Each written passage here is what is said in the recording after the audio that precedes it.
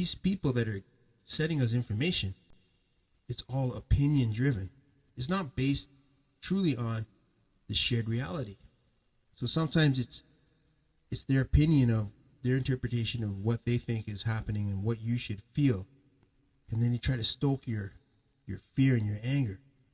And I talk about this in my book, The Exotam Actuality. And I talk about what happens when you dive into these reality bubbles. You create your own reality, because we can all manifest our own version of life.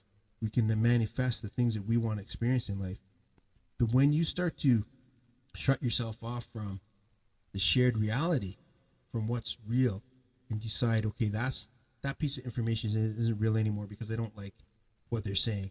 Because what they're saying goes against what I believe, goes against what I'm about, what I stand for. Even if it's true, you don't like it because it is making you feel like you don't know what you're talking about. And so what do? You find other people that are of the same opinion and viewpoint as you, and then you dive into that reality bubble, into that version of the truth. And then the shared reality, you're no longer trusting the shared reality. You don't believe the shared reality is real, so you become untethered from the shared reality. And once you start to go down that rabbit hole, you can become lost. And once you become lost, it's so hard for people to speak with you, because you're no longer using critical thinking. You're no longer using logic. You've dove into this whole concept of nothing is real except for the things that I accept as real.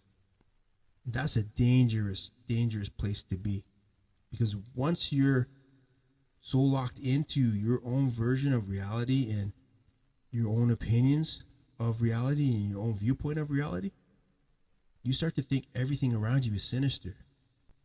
When we see corporations, these big successful corporations, a lot of people think those corporations are sinister, and the people that run those corporations are evil, and they have bad intentions.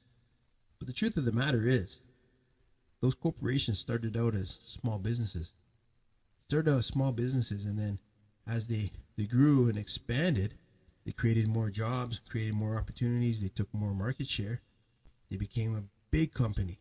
And with a big company, sure, there's greed, there might be selfishness, there's those type of negative things, but it's not that the people are evil.